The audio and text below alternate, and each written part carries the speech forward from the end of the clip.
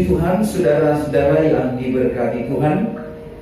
Malam hari ini saya mengangkat satu tema tentang bahagia orang miskin di hadapan Allah.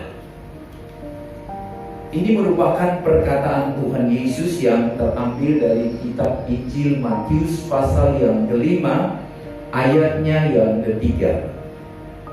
Saudara-saudara, memang kalau saudara membaca apa yang Tuhan katakan ini, kok orang miskin bahagia? Jadi kalau gitu kita semua jadi orang miskin aja supaya bahagia.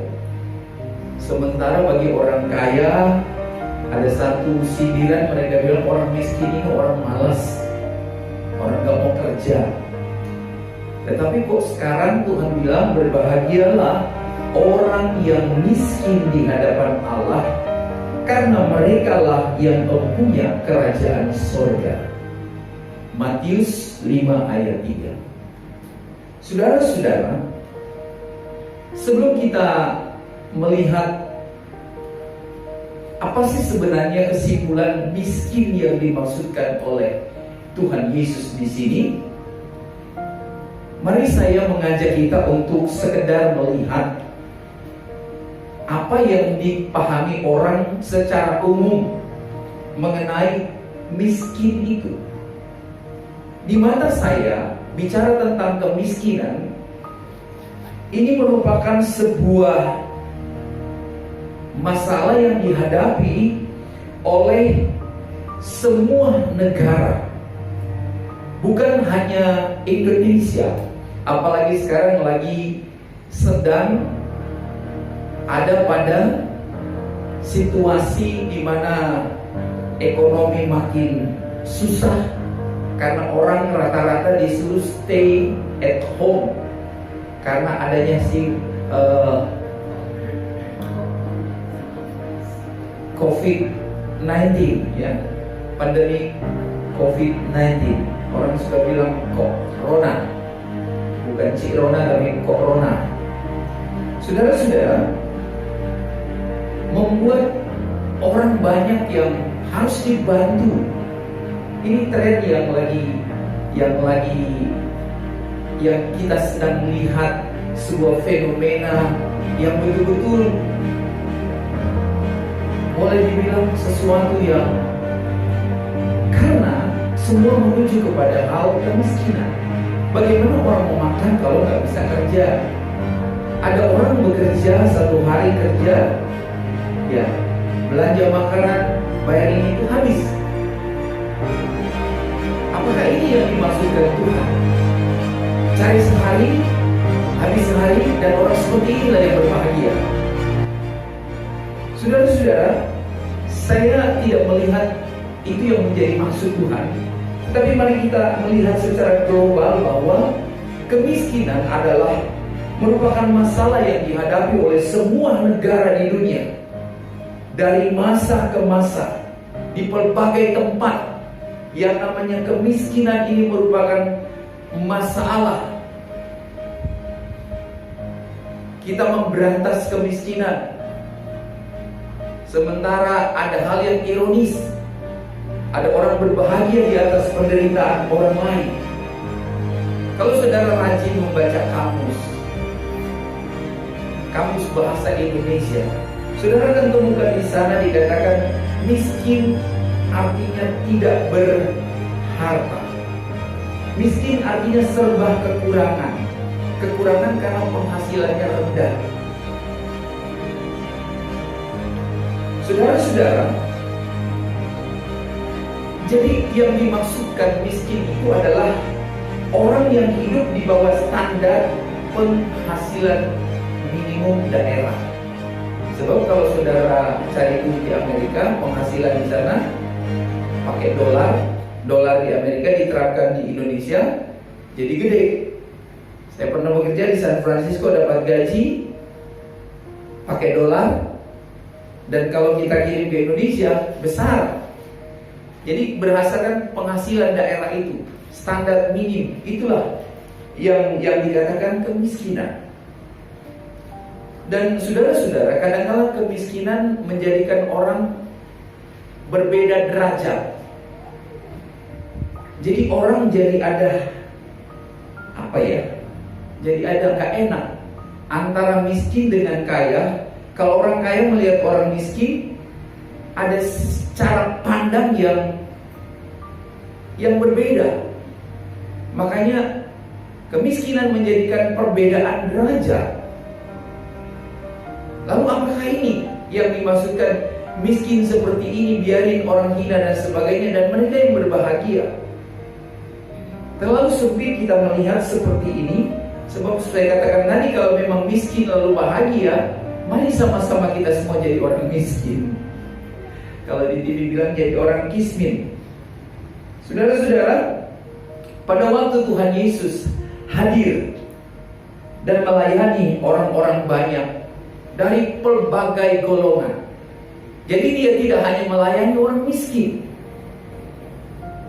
dia juga melayani orang kaya. Ada pemuda yang kaya, dia harus layani. Bicara tentang kemiskinan, kadang-kala saudara-saudara, orang jadikan satu kendaraan yang empuk jadi komoditi. Apalagi kalau lagi musim kampanye, saudara. Ini musim kampanye, sebentar lagi juga ada pilkada dan sebagainya. Itu kadang-kala merusak pasar, merusak budaya dan sebagainya. Karena kalau kami lihat di daerah kami, orang itu dulu mau suruh kerja bakti, mau suruh gotong royong, mapalus, ya istilah orang sana, itu tanpa harus didorong-dorong. Asal mereka lihat ada minuman, ada makanan yang disiapkan, mereka bantu. Oh, sekarang nggak bisa, saudara. Karena apa? Karena sudah dibiasakan orang-orang yang mau jadi anggota dewan, orang yang mau memperbanyak suara partai, mereka kedepankan janji-janji. Nanti kalau kita berhasil, kita menang, kita jadi ini dan itu, maka kita akan siapkan kartu sehat, kartu untuk orang miskin bisa berobat, dan sebagainya dan sebagainya.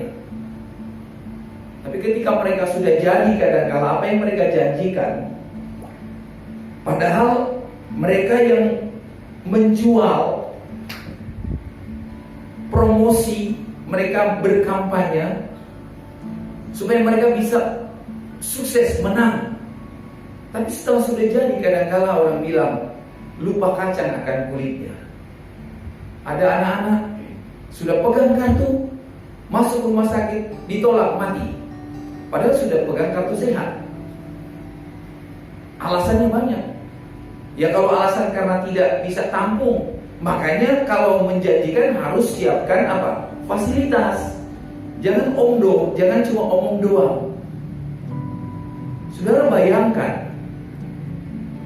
kalau Tuhan Yesus melayani berbagai golongan orang yang ada pada masa itu. Ada orang kaya, ada orang miskin, dan pada masa itu sangat mencolok sekali. Orang miskin dengan orang kaya sangat berbeda sekali. Apalagi kebudayaan pada waktu itu, orang-orang Israel sedang di bawah penjajahan orang-orang Romawi. Tentara Romawi berkuasa pada waktu itu. Jadi untuk orang Israel punya kehidupan sosial, kelihatan mana yang kaya miskin, dan ada perbedaan yang begitu jauh. Dan waktu Yesus melayani, dia tidak hanya melayani orang-orang yang miskin, dia melayani semua golongan, dia layani. Dia tidak pandang muka.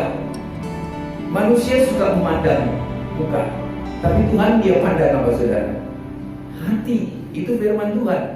Manusia melihat parasnya, melihat muka, melihat bentuk rupa, tetapi Yesus melihat apa? Hati. Karena Alkitab bilang dari hati terpancar kehidupan. Saudara-saudara yang diberkati Tuhan Yesus Kristus,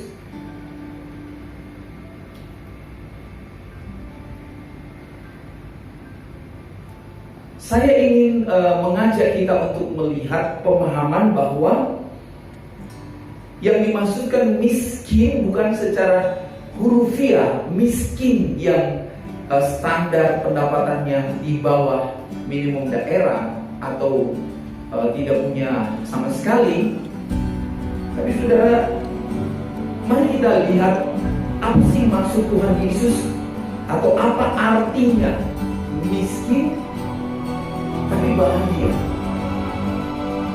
di hadapan Allah. Di dalam pasal 4, kalau saudara perhatikan, Tuhan Yesus dicobai di padang gurun. Setelah itu dia mulai mengumpulkan calon-calon muridnya. Lalu dia mulai menyembuhkan dan menolong banyak orang. Jadi yang Yesus lakukan bukan mengatakan nanti kalau kalian mau masuk kerajaan surga, lalu Yesus janjikan ini. Yesus tidak berkampanye seperti partai-partai yang berkampanye, tetapi kampanye Yesus kampanye hidup. Ketemu orang yang sakit, dia jamah, dia sembuhkan. Dan ini yang dibutuhkan oleh dunia, bukan janji-janji muluk-muluk. Dunia ini udah bosan, saudara-saudara, dengan yang namanya janji-janji.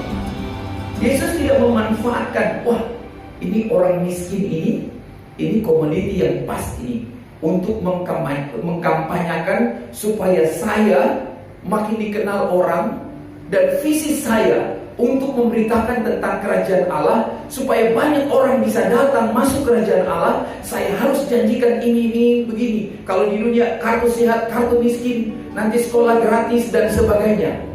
Yesus tidak menggunakan komoditi, menjadikan komoditi orang miskin, lalu kemudian nanti yang masuk surga orang miskin semua.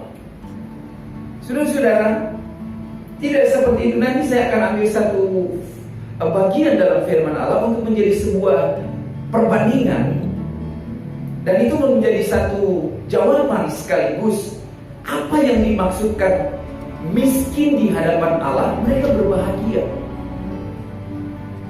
Bapak Ibu yang diberkati Tuhan, saya nggak bisa bayangkan ya, kita mau masuk kerajaan surga, tapi kita membutuhkan kartu sehat misalnya. Masuk kerajaan surga harus ada kartu miskin, harus memakai surat keterangan tidak mampu dari kelurahan. Ya sekarang kan orang mau berobat gratis harus dari RT dulu, harus bikin BPJS baru bisa berobat gratis, karena ada partai yang mengusung supaya nanti kalau jadi kami akan bikin begini dan begitu.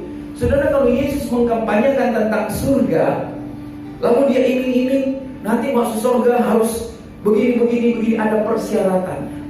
Enggak. Yesus cuma berkata apa tadi?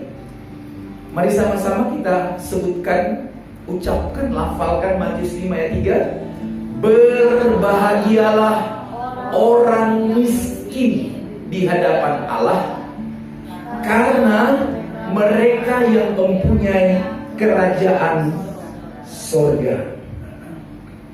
Saudara, kalimat ini sedikitnya menyinggung orang-orang yang merasa dari golongan yang kaya, orang yang non miskin, mengatakan bahwa kemiskinan itu karena orang tersebut malas, orang itu kurang pendidikan. Kemiskinan itu karena itu orang kurang berusaha. Saudara, kalau memang Tuhan, kenapa enggak Tuhan Yesus bilang aja bahwa agar orang-orang miskin, ubah cara hidupmu supaya jadi kaya. Ini dia bicara tentang berbagai orang yang miskin. Karena apa? Mereka yang mempunyai kerajaan surga. Saudara-saudara, ada orang-orang tertentu menyikapi ayat ini lebih bersifat terkesan rohani. Mereka terjemahkan perkataan Yesus ini adalah hal-hal yang rohani, artinya miskin rohani. Miskin rohani, orang miskin rohani kok dapat hadiah surga ya? Bingung juga. Sehingga menjadi pertanyaan, bagaimana mungkin orang miskin rohani justru dihadiahi kerajaan Allah? Sangat gak masuk di akal kan? Orang miskin rohani kok dapat hadiah kerajaan Allah? Jadi miskin jasmani, miskin yang diterjemahkan secara jasmani udah jelas. Tapi ada orang gegabah mengatakan ini bicara miskin rohani. Lah, miskin rohani kok dapat apa? Hadiah kerajaan Allah. Saudara-saudara, sama halnya kalau kita katakan miskin kepribadian atau miskin moral. Apakah makna miskin di hadapan Allah? Saudara-saudara, Yesus memperkatakan ini memang menimbulkan pertanyaan, bukan hanya di masa itu, tetapi di masa kini. Apalagi pada waktu itu Alkitab Perjanjian Baru belum ada. Murid-murid waktu bicara begitu mereka pun bingung. Yesus pun sudah mati, sudah bangkit, naik ke sorga. Mereka masih, besok kan kita akan merayakan hari kenaikan Yesus. Jadi dari mereka murid, sampai kemudian Roh Kudus dicurahkan, baru Roh Kudus membuat mereka mengerti yang tidak mengerti jadi mengerti, karena Roh Kudus itu adalah Allah sendiri. 40 hari dia sudah menampakkan diri, memperlengkapi mereka, menjelaskan ulang apa yang dimaksudkan ini. Tetapi tetap saja mereka belum sempurna pengenalannya. Tapi ketika Roh Kudus dicurahkan, tadi murid sekarang jadi rasul. Mereka jadi penulis, menyaksikan apa yang Tuhan perkatakan. Oh, artinya miskin di hadapan Allah, artinya begini dan begitu, saudara-saudara. Saudara-saudara yang diberkati Tuhan, bagaimana mungkin miskin menjadi hal yang baik, kemudian diberikan kerajaan Allah? Saya mau katakan bahwa kita sekarang, di era sekarang ini, sangat beruntung. Karena apa? Karena kita hidup di zaman di mana sudah ada Alkitab sebagai firman Allah yang tertulis. Mungkin kalau kita di zaman Yesus, waktu Yesus berkata, berbahagialah orang yang miskin di hadapan Allah, karena mereka lah yang mempunyai kerajaan surga. Kita pun bingung, miskin dihadiahi kerajaan surga. Miskin apa? Miskin jasmani apa miskin rohani? Saudara-saudara yang diberkati Tuhan, seperti saya katakan tadi, ya memang begitulah.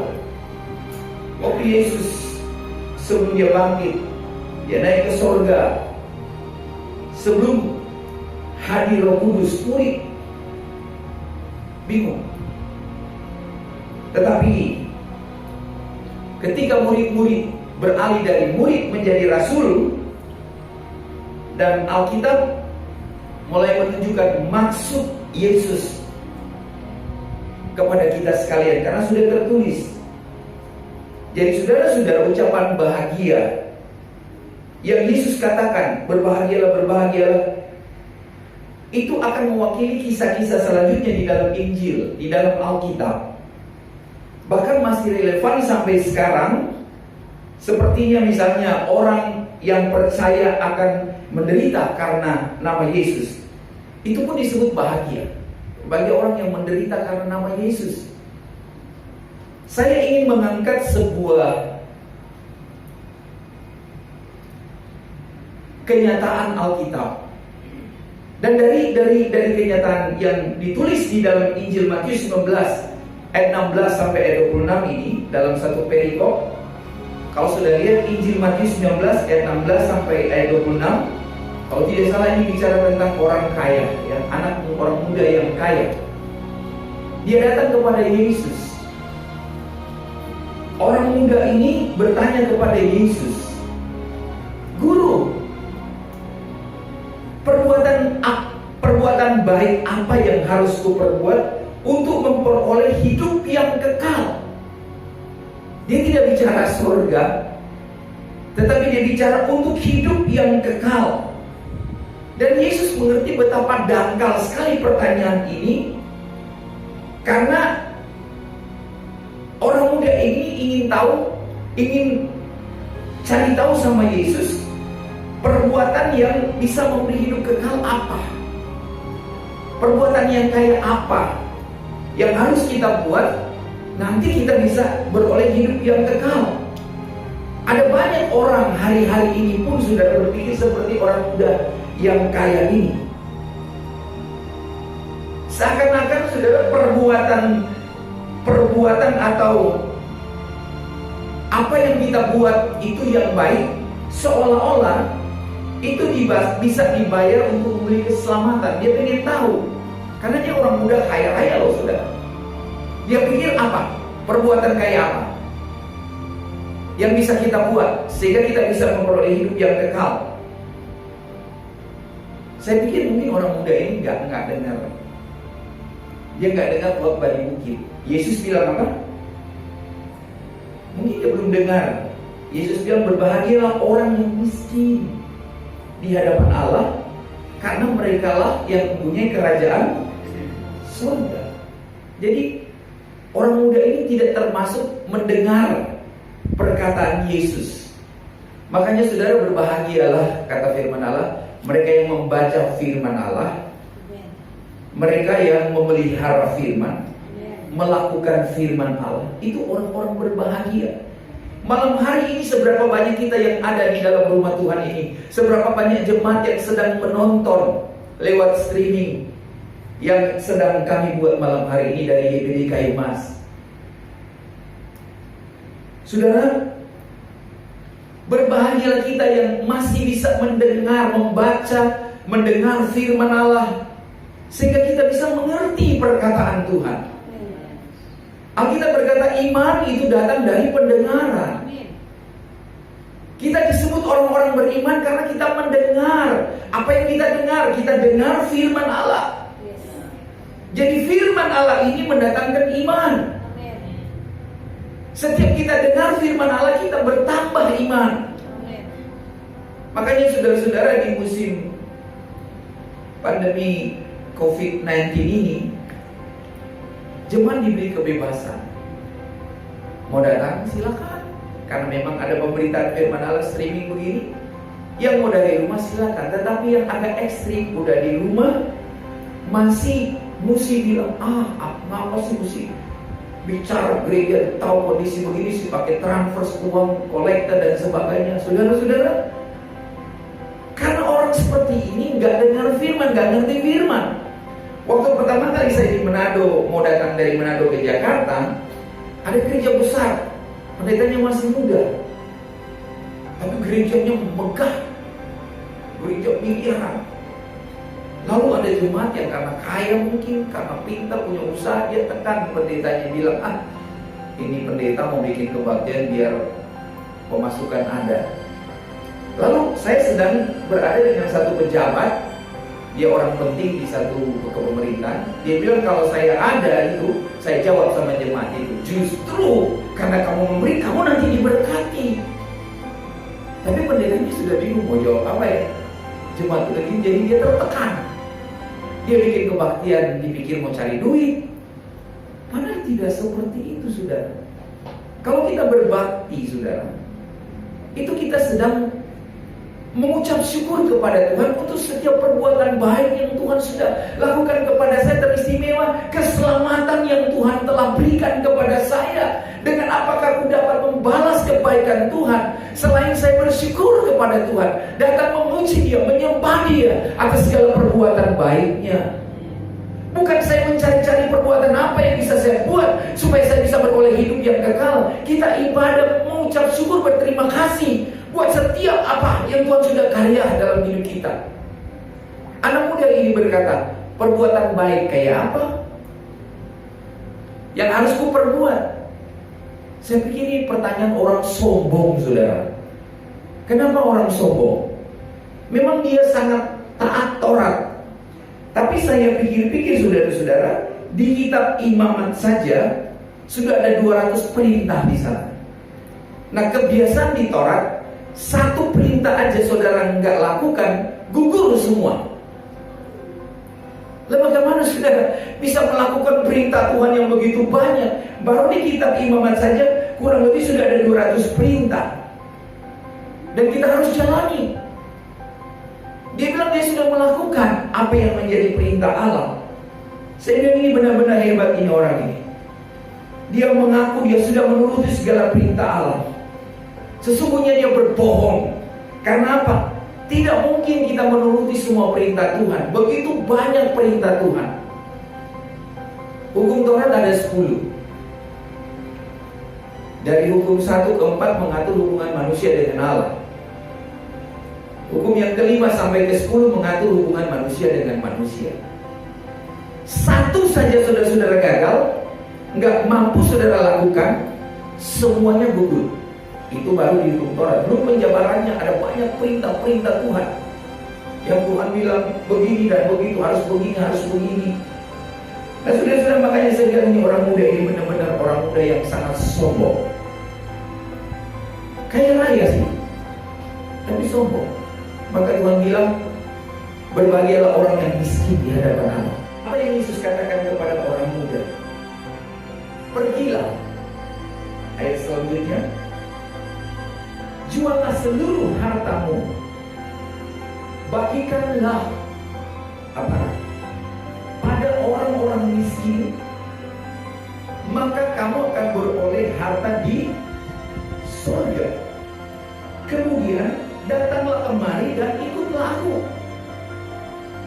Tuhan Yesus bilang jual hartamu. Tetapi Alkitab mencatat orang muda itu dia pergi dengan sedih hati karena banyak sekali hartanya.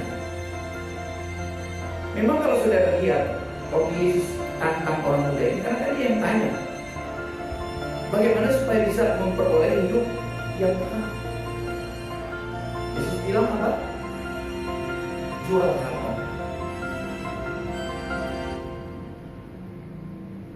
Saudara perhatikan bahwa Yesus seakan-akan menyuruh orang muda ini, orang yang kaya ini, seolah-olah menjadi miskin, kemudian menjual seluruh harta, membagi-bagi. Tetapi bukan untuk memperoleh kerajaan surga, melainkan supaya beroleh harta di surga. Sebab kalau kita sudah beroleh harta di surga, ya kita sudah punya kerajaan surga, bukan? Makanya saudara harus perhatikan bagi orang percaya, sudut pandang perbuatan baik yang kita lakukan bukan untuk membeli surga, bukan untuk masuk surga, tetapi untuk mengumpulkan harta di surga. Karena perbuatan baik yang kita lakukan, saya pernah khotbah di sini bahwa setiap saudara berbuat baik sama seperti saudara sedang mengirim material di surga untuk buat rumahmu. Begitu engkau sudah selesai rumahmu di surga, maka matilah kita. Selesai kita. Kalau kita mati, sudah selesai rumah kita di surga. Karena semua perbuatan baik kita di dunia ini sama seperti kita sedang menginvestasi harta di surga. Bukan kita berbuat baik supaya bisa membeli surga sekali lagi, bukan. Pandangan iman Kristen tidak seperti itu. Kita berbuat baik karena kita mau mengumpulkan harta di surga. Di dunia nyengat dan karat, orang-orang akan merampas saudara-saudara. Tujuan akhir dari diskusi Yesus kepada orang muda ini, supaya orang muda ini datang dan mengikut dia. Tapi Alkitab bilang apa? Orang muda ini dia pergi dengan hati apa? Oh, kalau dia orang Jawa dia bilang moh, orang kelemahu. Dia nggak mau jual hartanya, karena dia bilang masa aku harus jadi miskin dulu baru masuk surga. Ikut Yesus. Sementara dia kaya raya saudara-saudara. Karena dia pergi dengan sedih hati. Kenapa? Karena dia tidak mau melakukan perkataan Tuhan. Pergi jual hartamu, kemudian kau datang ikut aku. Sebenarnya saudara-saudara, kalau saja orang muda ini benar-benar menjual hartanya, lalu kemudian dia mengikuti Yesus, pasti kemudian saudara-saudara, saya percaya orang muda ini bisa menjadi rasul yang besar dalam sejarah kekristenan. Tapi dia tidak terdengar lagi sampai sejak dia bercakap dengan Yesus. Setelah dia pergi dengan sedih hati, gak pernah lagi diulang catatan orang muda yang kaya ini, ditulis di dalam Alkitab. Saya katakan sekali lagi dengan iman, kalau saja dia mengikuti perkataan Yesus, dia akan menjadi salah satu rasul terkenal dalam sejarah Kristen. Dia menjadi orang hebat. Tapi apa kedengaran sampai hari ini? Cuma sekali disebut itu, orang muda yang kaya raya. Tapi dia sedih kalau jual harta. Makanya kita bilang, di mana hartamu berada, di situ hatimu berada. Saudara, di dalam akhir daripada nats itu, dalam perikop itu, Yesus cerita tentang unta, seekor unta. Yerusalem itu kan kota yang ditembok keliling, cuma ada gerbang. Kalau sudah malam itu ditutup. Tapi kalau ada pedagang-pedagang yang dari luar kota mau masuk, biasanya sudah nggak bisa masuk gerbang utama itu. Kenapa?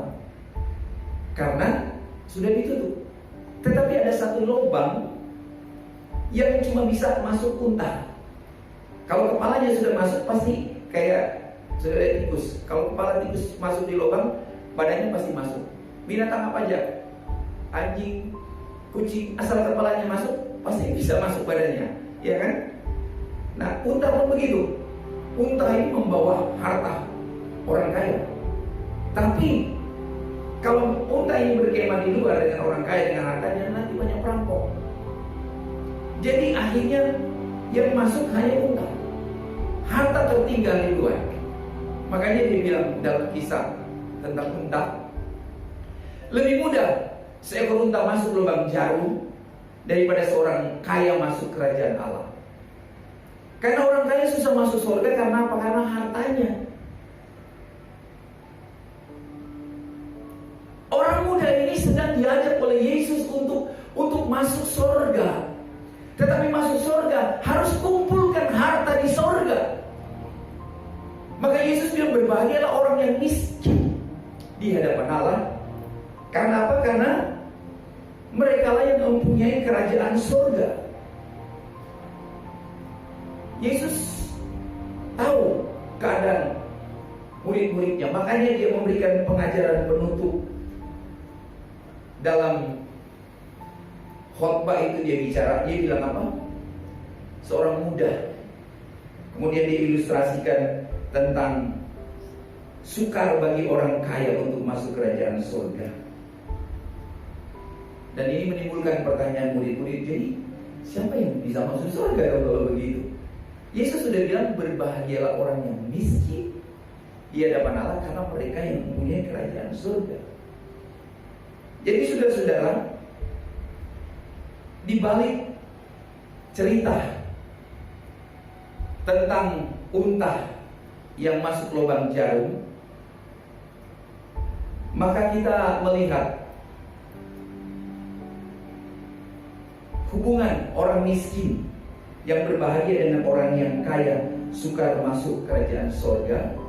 Ada beberapa hal yang saya catat dari kisah Yesus mengatakan yang mempunyai kerajaan surga berbahagia mereka yang miskin. Miskin berbahagia di hadapan Tuhan. Yang pertama, saudara-saudara, untuk masuk surga seseorang harus percaya dan harus mengikut Yesus dengan sepenuhnya. Itu syarat masuk surga.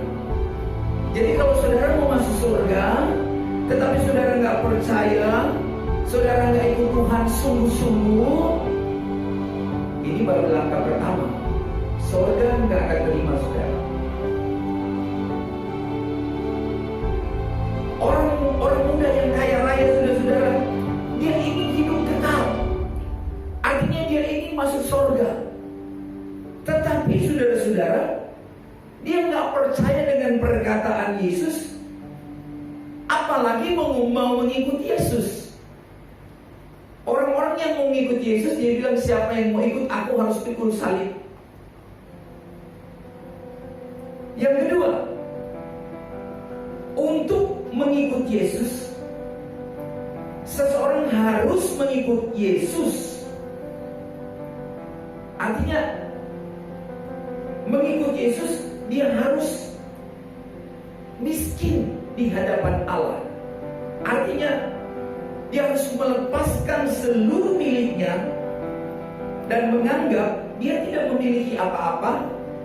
Sama seperti murid-murid dulu, mereka pencala ikan dengan berbagai profesi, ada yang pemungut cukai dan sebagainya. Tapi setelah ikut Yesus, mereka betul-betul totalitas ikut Yesus. Semua yang mereka punya mereka tinggalkan. Jadi ikut Yesus, saudara-saudara, mereka hanya bergantung penuh kepada Yesus. Ini persyaratannya, saudara-saudara.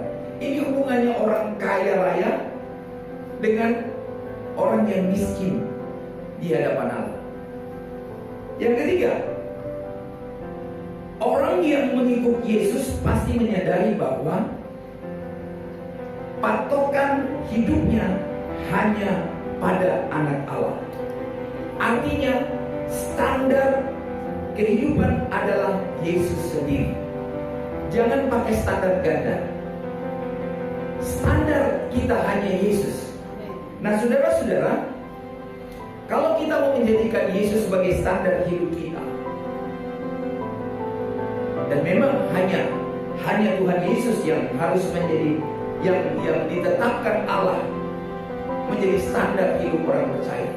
Kalau saudara punya Allah lain, ilah lain, maka kita akan berbahaya hidup kita. Makanya dibilang jangan ada ilah lain di hadapan Allah selain Allah. Tidak boleh ada Allah yang lain. Nanti akan menimbulkan kecemburuan Allah.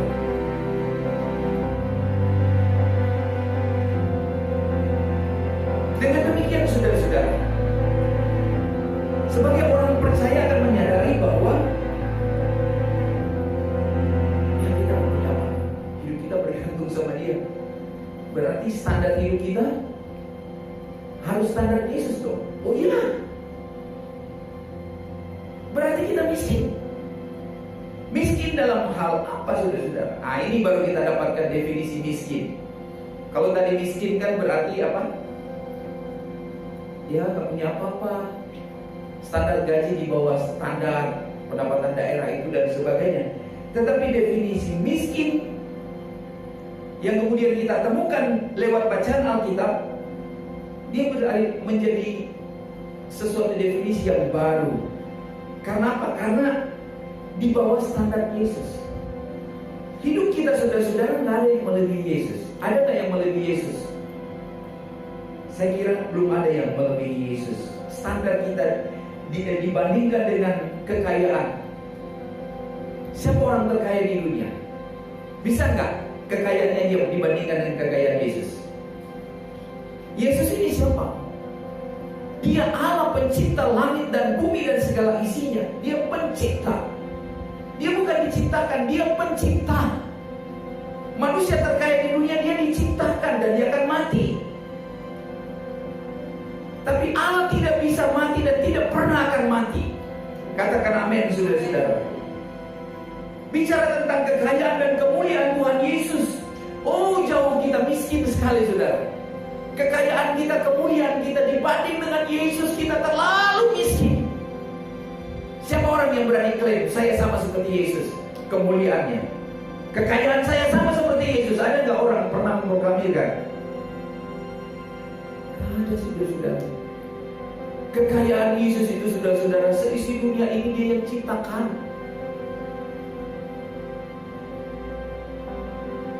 Itu yang dimaksudkan Tuhan Yesus. Berbagai orang yang miskin di hadapan Allah, artinya dia merasa bahwa kemuliaan saya jauh dibanding kemuliaan Yesus. Kekayaan saya jauh di bawah kekayaan Yesus. Dari sisi kualitas maupun kuantitas manapun, oh kita benar-benar jauh di hadapan Allah. Sisi kualitas, saudara, dibanding dengan Allah, apa yang saudara bisa andalkan kualitas saudara? Kuantitas saudara jauh sekali. Tapi tidak banyak orang yang melihat hal ini. Melihat diri sudah menyiapkan. Justru banyak orang baru sedikit yang sedikit dianggap sudah misalnya lawan itu paling terlibat di dunia. Kita orang kaya dan kita merasakan saya kaya, tetapi dibanding kualitas Yesus dibanding kekayaan Tuhan jauh sekali. Hati orang ini yang akan masuk lagi. Tapi Yesus, karena standar kehidupan kita standar di bawah Yesus. Makanya saya mau katakan, hanya orang-orang yang mengalami perjumpaan dengan Tuhan secara pribadi yang bisa mengerti hal ini. Kalau Anda tidak berjumpa secara pribadi dengan Tuhan, Anda tidak akan pernah mengerti apa yang dimaksudkan miskin di hadapan Allah. Kita menganggap kita pintar, sementara di dunia ini, di atas langit masih ada langit. Kita udah pintar, ternyata masih ada orang lebih pintar. Sudah pintar, masih ada orang lebih pintar. Apalagi dibanding dengan Yesus. Dia pemilik kerajaan Allah. Dia pemilik sorga, saudara-saudara. Makanya orang yang sudah jumpa dengan Yesus secara pribadi, kelihatan sekali sukacita. Biar hujan-hujan kayak gini naik sukacita. Orang yang sudah punya pengalaman dengan Yesus. Hujan bukan jadi penghalang untuk kita ibadah dengan Tuhan. Amin. Pada waktu saudara memberi, apa yang saudara beri, saudara usah seperti ayam bertelur. Satu telur, satu kampung kedengaran dia berkotek. Oh, ayam itu baru bertelur. Sementara penyu sudah banyak telur yang keluar, dia silent, tidak kedengaran. Saya saksikan kepada jemaat teman-teman pendeta yang lain. Di jemaat kami ada yang memberi, tapi dia bilang diam-diam, gak usah kasih tahu. Saya tanya ibu gembala, siapa yang kasih di beras ini? Ada ternyata dari jemaat memberi beras, bagikan kepada jemaat. Ada yang sudah 2 kali dapat. Ini tandanya orang ini sudah jumpa Yesus secara pribadi. Dia memahami apa yang namanya miskin di hadapan Allah. Terlalu banyak yang Tuhan beri kepada saya, terlalu sedikit saya beri untuk Tuhan. Tapi daripada sama sekali enggak, lebih baik sedikit tetapi kita memberi kepada Tuhan. Katakan amin. Itu perbuatan baik. Itu kita sedang menyimpan harta di sorga. Bukan berbuat baik untuk membeli sorga, bukan, saudara-saudara. Tidak. Perbuatan baik Anda itu surga sudah catat. Di sorga itu ada buku kehidupan kekal selama-lamanya. Nanti antikris akan muncul. Kita dipakaikan angka 666. Yang nggak pakai angka 66, mereka nggak bisa bebas jual beli. Nah, saudara bayangkan, orang-orang yang sungguh-sungguh ikut Tuhan tidak kompromi dengan antikris. Saudara nggak bisa bebas berjual beli. Tetapi kalau saudara terima, saudara punya nama akan dihapus di buku kehidupan yang kekal. Tapi kalau saudara tidak terima, nama saudara tetap tercatat di buku kehidupan kekal. Pilih yang mana? Lebih baik kita miskin di hadapan Allah, merasa nggak ada apa-apanya. Nanti Tuhan akan lindungi dengan kemuliaan Allah. Di tengah-tengah COVID-19 seperti ini, gereja banyak yang tidak bisa buka, tidak ada ibadah. Tapi Tuhan punya cara memelihara hamba-hamba Tuhan. Saya beberapa jam yang lalu di sini, di ruangan ini, saya sedang baca firman Tuhan. Tiba-tiba kembali bilang, Pak, ada orang bawa kolak. Sampai kolak, saudara-saudara, ada yang supply datang, bawa ke pastori. Kelihatan hal kecil, kolak. Kemarin saya pergi berdoa jemaat yang ulang tahun. Pulang-pulang saudara-saudara, ibu gembala bilang, ini ada berkat Tuhan. Oh, haleluya. Sedang di perjalanan kita sudah di bel, ada yang tunggu di pastori, minta didoain karena ulang tahun. Orang itu anaknya sekolah minggu di sini, mak bapaknya belum, tapi perpuluhan mereka masuk di dalam gereja ini cuma karena sekolah minggu itu. Tapi sudah tahu, begitu datang, jumlah makanan yang disiapkan sesuai dengan jumlah orang di pastori. Saya bilang memang ini Tuhan itu luar biasa hebatnya. Tepat sudah jumlah orang. Jadi setelah itu, pas dapat satu-satu kita semua dapat kebahagiaan. Tuhan tahu Allah mencukupkan keperluan kita, saudara. Amin. Saya dengan ibu kepala sudah mungkin saya pengen makan nasi jam. Orang mana bilang nasi jam? Nasi yang dimasak di bambu. Beli 2 potong aja. Hanya untuk selera. Sampailah kita di tempat tujuan. Cuma membeli 2 potong, saudara, dapat 1 bambu yang isinya 10 biji kalau dipotong. Gratis. Ketemu teman lama ibu kepala waktu SMP, waktu SMA. Wah, masa kamu yang bayar? Kamu kan sudah ibu kepala, biarin saya yang bayar, katanya. Kapan lagi mau traktir ibu kepala? Masa ibu kepala traktir saya? Dia datang ke rumah, terima kasih ya. Kata ibu kepala, bilang terima kasih dia sudah traktir kita. Oh iya, terima kasih, Tuhan memberkati. Saudara-saudara, 1 hari itu dari pagi sampai malam berkat Tuhan luar biasa. Hari ini pun sama. Setiap hari kami lewati, berkat Tuhan itu luar biasa. Makanya setiap orang yang memberi, kalau dia sudah jumpa pribadi dengan Tuhan, dia tidak memberi dengan seperti orang berkampanye, saudara. Tetapi setiap orang memberi, apa yang diberikan, tangan kanan, tangan kiri nggak perlu tahu, saudara. Amin.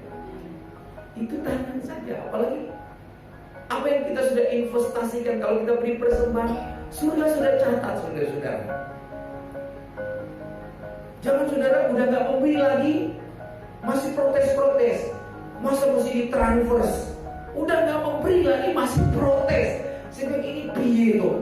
Udah nggak mau kebaktian, masih bisa bicara ke orang lain sana sini. Misalnya ada sih masih orang-orang muda masalahnya, masih gembar-gembor ke sana. Dalam musim seperti ini kok mesti dipaksa ke gereja? Sopo dipaksa sampai ke gereja? Saya ini mengkampanyakan tentang kerajaan surga, supaya sampai masuk surga. Bukan Anda menghalangi orang masuk surga. Udah nggak mau gereja, masih mempengaruhi orang lain supaya tidak ke gereja. Orang transfer kursi kolektor, mereka corongnya ke sana kemari. Ini sangat keterlaluan, saudara. Bertobat, kalau enggak bahaya. Surga nggak bisa terima, saudara.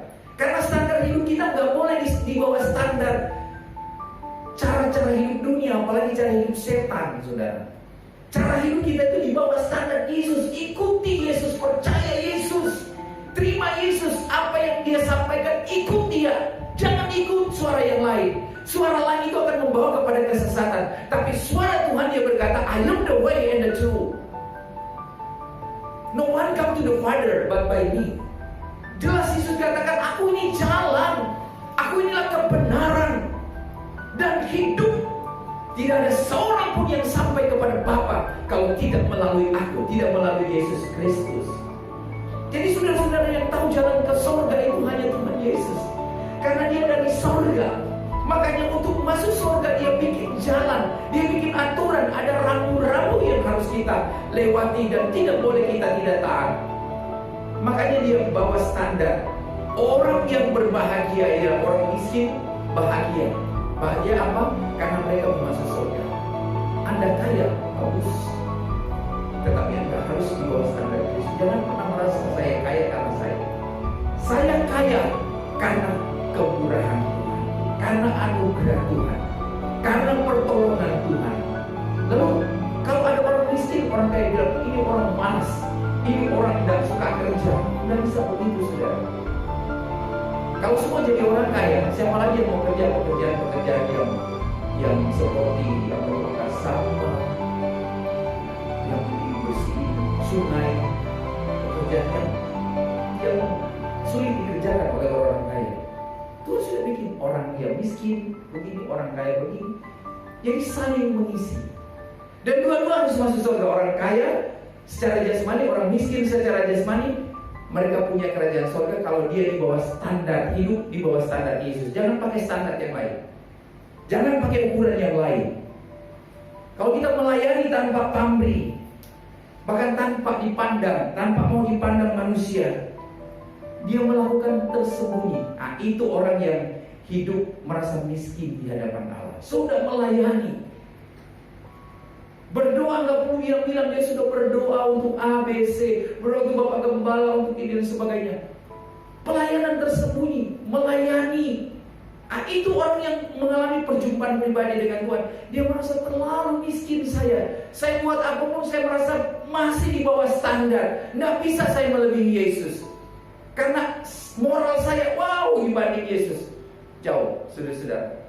Kualitas saya, kuantitas saya, jauh di bawah Yesus.